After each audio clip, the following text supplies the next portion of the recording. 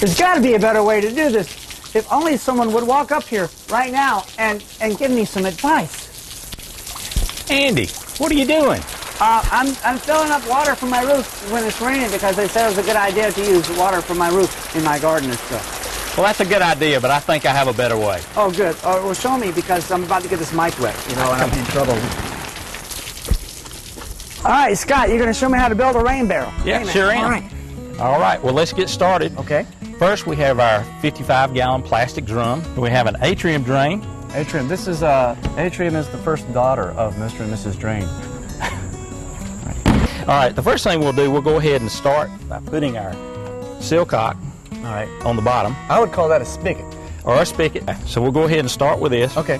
What we have a hole saw, this 1 inch. Yes. And we're going to drill this close to the bottom. This is so you can either run a soaker hose, or you can run a regular hose, or you can put it up on some cinder blocks and you can use your watering can to get the water out of the drum. All right, let's go ahead and we'll cut the hole for the silcock or the spigot. That's with the 1 inch. 1 inch hole saw. Hole saw. We'll go ahead and we're going to just eyeball it. We're going to come up from the bottom maybe 3 inches or so. Okay. Now I need the silcock or the spigot, some pipe dope. Pipe dope. The joke is so obvious, I'm going to avoid it. Go ahead. And some silicone sealer. This is so we'll have a good seal. And you need to make sure that there's, seriously, you need to make sure that you're in a ventilated area whenever Absolutely. You don't want to use this inside your workshop or anything, or you'll end up like me. Outdoors is best. All right. All right, we're going to put that inside. All right. All right, and then we're going to take some silicone sealer. All skillfully done. Okay. That's a glob. That's a glob. All right. I'm going to make sure that's turned around to pointing down. Scott knew to start it at the right place, that when it was perfectly tight, it was pointing down. Absolutely. Highly skilled. That's good. All right, we'll take our towel and we're going to take our finger and just go right around here. Okay. Oh. And now we have our drain so that we can drain the barrel or hook it to a soaker hose. Okay. So that's step one. Cool. All right, next, we're going to take our atrium drain, place it wherever you want it. Doesn't have to be in the center. Let's do it off center. That way, because, you know, if I try to make it in the center, it won't be. So if I know it's off center, then I don't have an OCD attack. All right. Perfect. And we'll take our drill again, and we'll make a pilot hole so that we can get our saber saw in there. Okay. Now then, take our saber saw. Now we take our atrium drain. Kind of snaps down in there. And that's so when you have your downspout from your roof, it comes in here and you can direct it right into the middle. Cool. Just to give you an idea of how much rain you can accumulate in a rain barrel, with a half-inch rain. Yes. And if you have 1,000 square feet of roof, it's covered by a downspout. Right. You can get 300 gallons of rain. Well, that's 6 of these. That's amazing.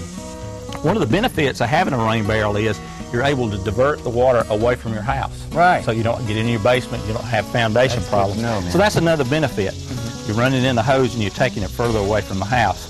Now this would be fine as a standalone if you just kept using it as it was, used the water, kept it drained. But one other added feature of this that we're going to do, we're going to add a drain line. Let's add our drain line. So again, we're going to use our hole saw with a 1.5 inch bit. We're going to go pretty close to the top. It's going to come down a few inches here. On this side, I'm putting it about 90 degrees to the spigot.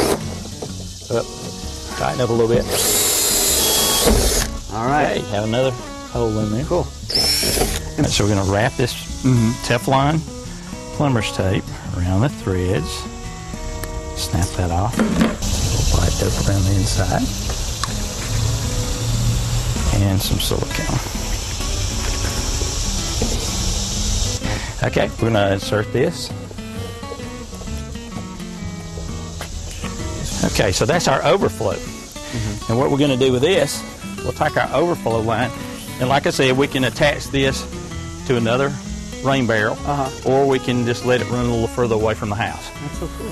So we'll take our number 24 hose clamp, slip that over, slip it over the end, and take a screwdriver or a nut driver,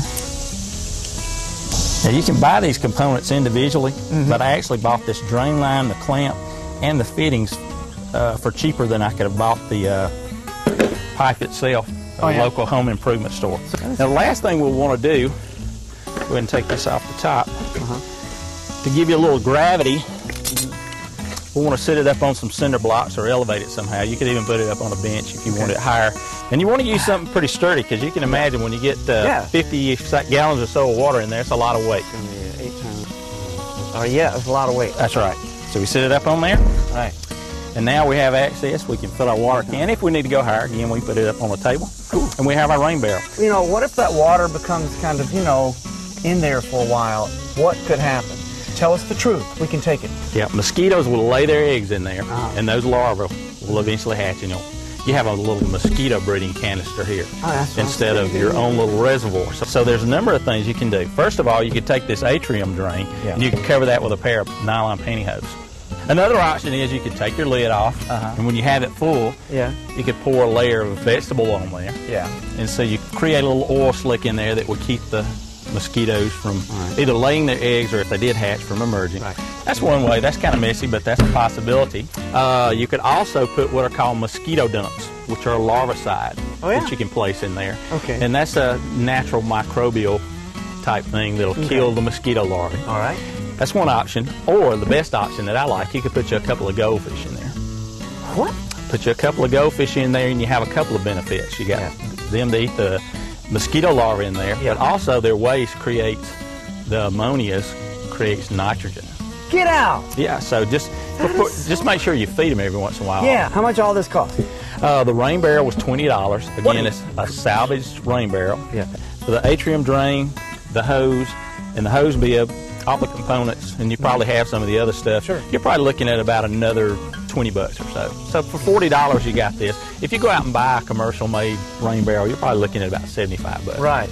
All right, Scott. So we got the rain barrel, we got everything, and this was all $40. So I owe you $40. Okay.